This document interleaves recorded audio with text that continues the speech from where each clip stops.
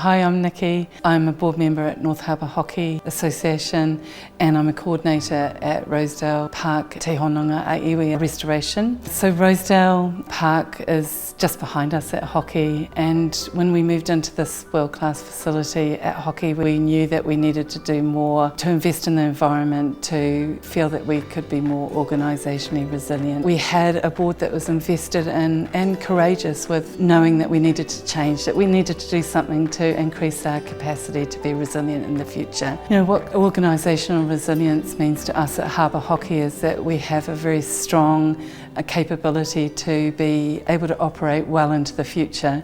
So for us, we offer services to 8,000 local people to work hard to attract funders, attract sponsors, attract players to remain with us during harder times. And so that organisational resilience involves long-term planning for us to increase social equity, to attract and retain talented staff, and also to increase the environmental health around us so that we're less impacted by adverse climate events. In my view, there's a number of key risks that all of us face. In terms of our organisation risks, there's systemic global risks that impact us, like global recession, supply chain issues with adverse weather events, transportation, but also we're an organisation that needs to travel to compete. There's risks to our local infrastructure for people to be able to get to us for us to deliver the service. We can't do that remotely. There's also risks in terms of staff wellbeing and our community health wellbeing with adverse weather. We know as an organisation that climate change impacts personal health, community health, ecological health, and we're really interested in making sure that we do our best as an organisation to reduce those risks but also manage them so that we can support the wellbeing of our local community. In terms of North Harbour Hockey, our adaptation initiatives include better water management through conservation and recycling. We feel that we can actually reduce our cost by half by sequestering our organic material and composting it for the restoration and for our new community food garden, which in itself is an adaptation initiative. Just along here is an example of ensuring that we have social equity to help increase organisational resilience. We have a lot of children who play hockey and who contribute to the restoration, and we've purposefully got low beds for children to be able to sit on the ground and be connected with nature. And at the very end, the tallest bed is extra high because we work with 3 retirement homes in our area to restore the park, and it's often difficult for people who are managing pain or difficulties with their balance as they get older to be able to garden and to contribute their immense value that they have in terms of their knowledge and their time to gift us to create positive change. We knew nothing about influencing the health of ecology, so we had to have help to do that from many sources, including Auckland Council and including local businesses whose expertise was in that environmental health promotion. And connecting with local people that enabled us to leverage positive change was really crucial for us.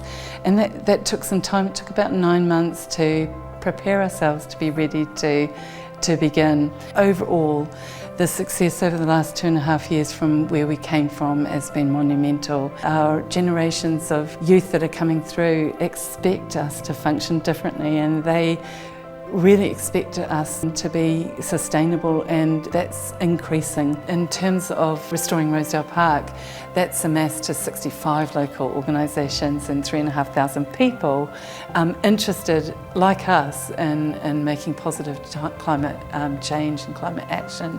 But also that alone, that exposure to new people, to new businesses, has enabled us to get new sponsorship. It's enabled us to create new commodities that we weren't expecting, like the development of compost for us, and it's enabled us to develop new contracts with local suppliers that are much more affordable for us than we had before. So knowing our local people, understanding their strengths, understanding their constraints, how we can add value together has been absolutely crucial to us. So for us, our tips were that we had to use our resources that were readily available and that were free, and they are there, and we're happy to share those with other companies. In fact, for us, we've posted a lot of that on our own website to help each other develop our own strength, which will in turn help us.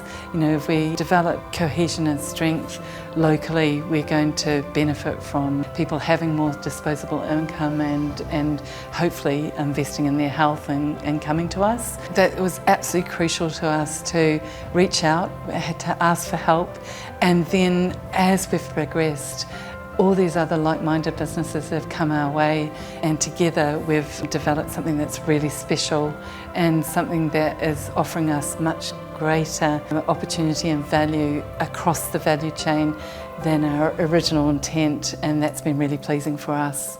It's our belief that other businesses that have different core BAU can apply the same principles to attract and retain staff, attract and retain their consumer base, and work together to develop opportunities to manage the hardships that are coming. If we can do that together, there's lots of hope for the future.